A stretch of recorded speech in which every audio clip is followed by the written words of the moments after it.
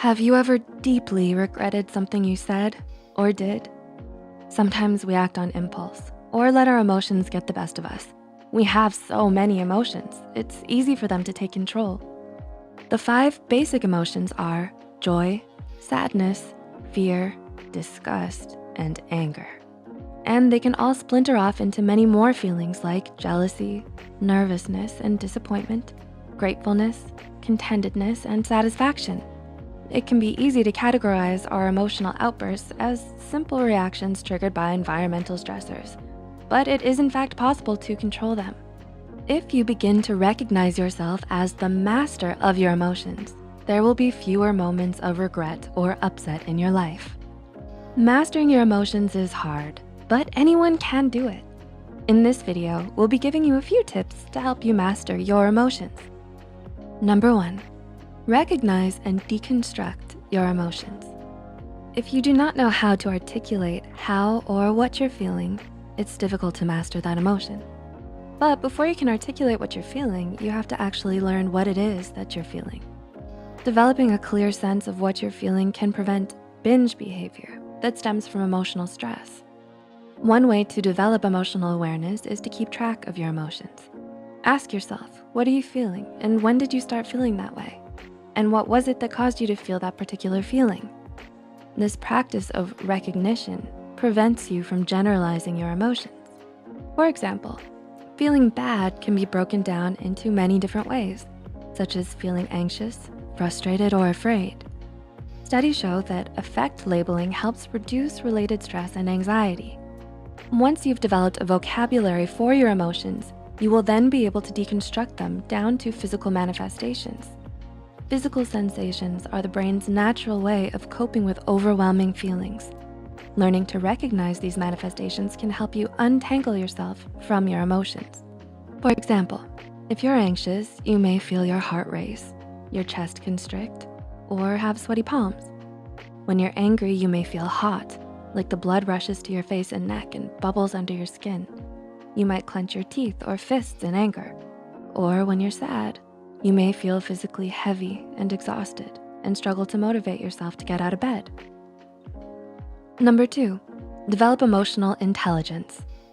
Fostering emotional intelligence is perhaps the first step towards mastering your emotions. Emotional intelligence is a buzzworthy word, but what is it?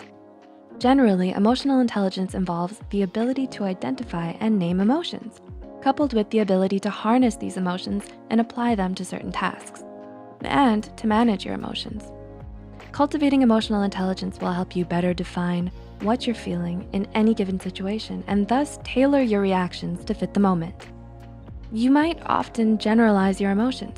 For example, spilling coffee on your favorite sweater automatically ruins the rest of your day. But if you learn to recognize what you're feeling at that moment, then you'll know what next steps to take so that it does not affect your entire day. Some skills that can help you cultivate emotional intelligence in your life are to practice self-awareness, learn how to channel your emotions, and figure out how to motivate yourself, and also cultivate empathy for others as well as yourself. Number 3, learn new concepts. New experiences can open your mind and introduce you to new perspectives, which in turn allows you to create new behavioral patterns. Many of us prefer to rely on established behavioral patterns instead of adopting a new behavior model. But having an open mind about life and viewing situations from different perspectives helps you to recognize and accept personal responsibility for your own success or failures. You can learn new concepts by experiencing new cultures, learning a new language, or reading a book. Learning new concepts stimulates your neurons and helps create new connections. Scientists suggest practicing an activity that is challenging and complex to help with this.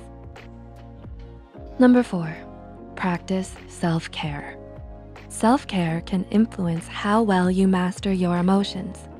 Scientists at the New Mexico Highlands University have found that walking can increase cerebral blood flow, which creates mental clarity.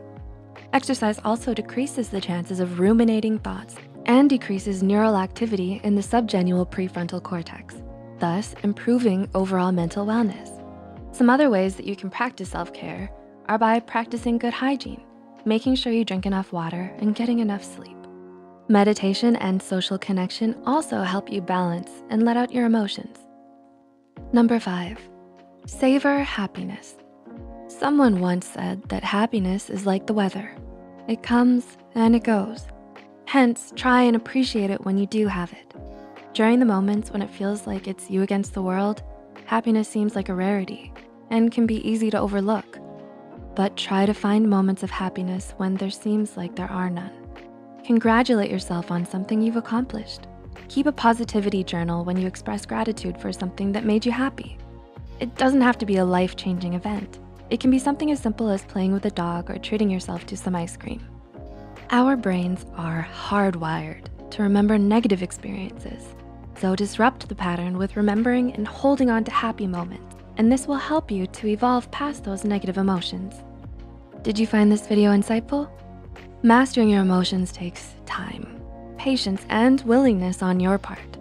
So it's important to be kind to yourself through this process, for it isn't easy and road bumps are bound to occur. If you have any tips about your journey towards emotional acceptance and clarity, let us know in the comments below. Please like and share this video if it helped you and you think it could help someone else too.